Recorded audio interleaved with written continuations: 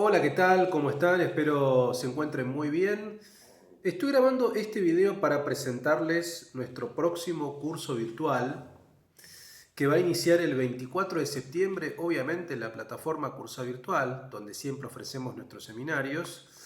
y que por primera vez va a ser, y esto es algo que me pone muy contento, siempre anunciar cursos que nunca di, o sea, que no están disponibles en la tienda de Cursa Virtual, por lo menos por ahora. Y que será un curso de la crítica de la razón pura de Immanuel Kant. Hace bastante tiempo que quería hacer un curso sobre algún texto clásico de la filosofía clásica, dado que nuestros seminarios tienen más que ver con la filosofía contemporánea, con el siglo XX, con autores franceses. Eh, pero bueno, Kant es un filósofo fundamental, que siempre me interesó muchísimo y me parecía que era un buen momento de hacer una lectura minuciosa de su clásico, La crítica de la razón pura, de 1781. Y que le hemos puesto como subtítulo a este seminario La Revolución Copernicana, porque obviamente vamos a explicar cada uno de los capítulos del texto, cada una de las secciones, cada uno de los conceptos, de los problemas, los diálogos y las discusiones, digamos, que mantiene Kant con las tradiciones anteriores, con el empirismo inglés y con el racionalismo. Eso es fundamental, obviamente, para comprender la propuesta del idealismo trascendental kantiano y por qué se dice o por qué podemos decir que la filosofía de Kant, su teoría del conocimiento particularmente, implica una revolución copernicana, es decir, un giro radical en la relación entre sujeto-objeto y cómo el sujeto es el que determina el objeto de conocimiento, cómo es el sujeto el que construye el objeto de conocimiento a partir de sus facultades, la sensibilidad y el entendimiento. Ahora voy a leerles digamos, en detenimiento las 8 clases que van a estructurar este curso, pero antes de eso, mínimamente 2 palabras respecto de los cursos virtuales que ofrecemos en Cursa Virtual. Si ustedes nunca han hecho alguno, los cursos que damos nosotros somos asincrónicos, son asincrónicos, perdón. Vale decir que pueden conectarse en cualquier momento, no necesariamente tiene que ser en horario particular, en un horario particular, no, eso les da libertad. Son 8 clases, las 8 clases tienen un video de 1 hora de duración, a veces un poco más, un texto especialmente escrito para cada clase, un foro de la cursada donde ustedes van a comentar, hacer sus aportes, sus intervenciones, preguntar sus dudas y obviamente el material que podamos conseguir, el texto que vamos a ver en este caso, o artículos o material complementario, que yo sumo mucho, lo pondremos a disposición también de ustedes para que puedan leerlo.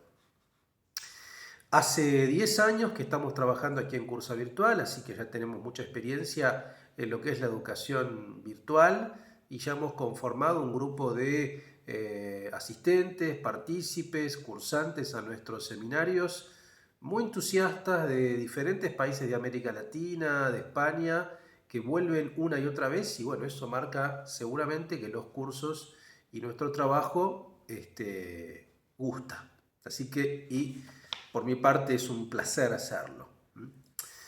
Entonces, como les decía, en este caso vamos a ofrecer a partir del 24 de septiembre, va a iniciar este último curso con fecha de inicio de este año 2024 en Cursa Virtual sobre la crítica de la razón pura de Immanuel Kant, digamos, ¿no? Un libro monumental, digamos, que es un texto clásico de la filosofía en general y particularmente de la filosofía moderna y sobre todo que es un fiel reflejo, yo creo, del pensamiento ilustrado del siglo XVIII. Lo que Michel Foucault llamaba en Las palabras y las cosas la analítica de la finitud, digamos, ¿no? Es decir, aquel momento o aquella episteme clásica, así la llamaba Foucault, pero en verdad es la episteme o es básicamente digamos, el momento ilustrado, a partir del cual la representación va a ser importante para conocer y Kant sin duda es su figura más relevante, digamos, ¿no? De ese pensamiento representativo o que el conocer implica representar, ¿no? Es muy interesante sobre todo lo que vamos a ver en el curso y ahora sí les voy a detallar cada una de las clases, hacer una lectura minuciosa de este texto, contextualizarlo en su momento Y también dar cuenta de los efectos no solamente nociológicos, o sea, en términos de conocimiento, porque la crítica de la razón pura es un texto fundamental que modificó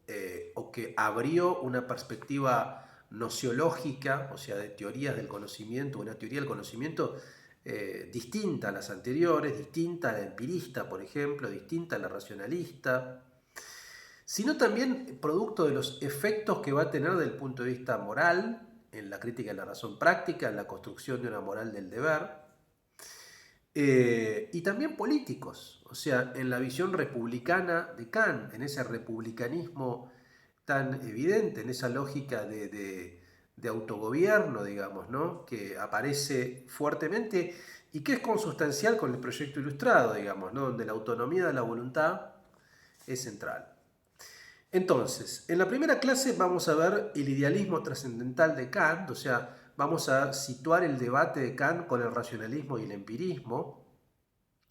con Descartes, con Hume, con Locke. Vamos a ver un poco la pregunta por la metafísica, si la metafísica puede ser una ciencia o no, y en función de eso los juicios sintéticos a priori, que va a ser la clave para poder responder esa pregunta. Vamos a ver en la clase 2 la noción de revolución copernicana y de crítica, por qué Kant habla de esta figura copernicana, del sujeto trascendental, del fenómeno y la cosa en sí, digamos, esta división que va a hacer Kant, digamos, entre la cosa en sí o el nómeno y el fenómeno, y cómo el sujeto permite la posibilidad de la aparición de lo fenoménico.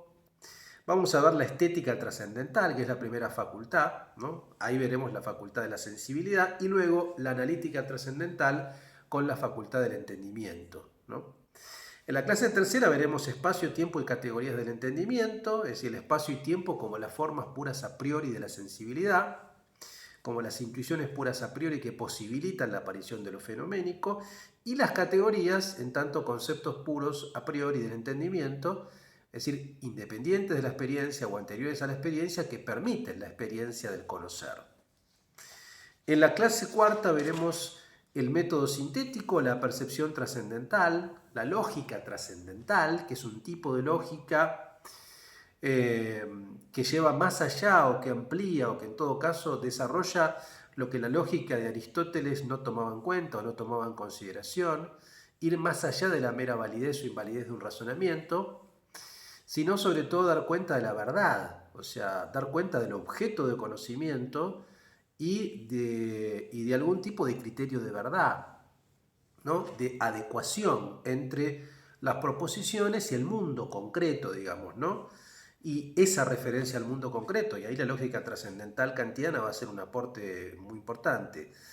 Luego veremos la clases quinta y sexta, la deducción metafísica, o sea, cómo Kant deriva las categorías de los juicios, y la deducción trascendental, donde veremos la verdad como adecuación entre forma lógica y objeto, es decir, cómo las categorías tienen que referir o refieren a objetos concretos, ¿no? Fenoménicamente hablando, ¿no?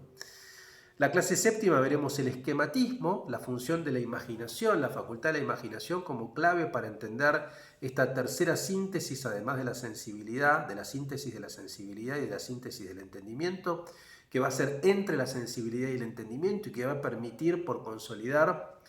esta construcción del objeto de conocimiento, o sea, por qué la imaginación es tan importante es central, digamos, para Kant, y el esquematismo obviamente como su forma. Y por último la clase octava, que titulé Del conocimiento a la ética, los objetos metafísicos como ideales reguladores de la acción moral, es decir, qué es lo que pasa una vez que determinamos que la metafísica no será una ciencia, cuál es el rol de los objetos metafísicos, de Dios, de la libertad, de la inmortalidad del alma, es decir, ¿tiene algún tipo de rol? Bueno, sí, veremos que sí, y vamos a ver cómo esos objetos, esos ideales reguladores, van a ser determinantes en la moralidad de la acción, en la ética de Kant. Así que veremos la última clase también algunos pasajes de la crítica de la razón práctica y haremos una conclusión del pensamiento kantiano. Así que bueno, espero que les interese esta propuesta. Seguramente ustedes quizá han leído algunos fragmentos de la crítica de la razón pura en función de su formación.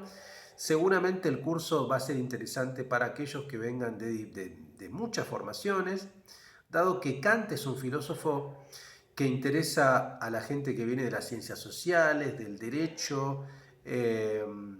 de la psicología también, del psicoanálisis también particularmente, de mucho tipo de formación, incluso de la estética, digamos, obviamente es fundamental. Y tal vez sea la oportunidad para leer con nuestra asistencia, con nuestra ayuda, un texto fundamental y entenderlo, comprender por qué el aporte de la crítica a la razón pura es central no solamente para la filosofía, sino para la forma de pensar moderna. O sea, ¿por qué hablamos de una revolución filosófica a partir de la crítica de la razón pura? ¿Cuáles son los argumentos que fundamentan esa revolución filosófica de Kant? ¿No?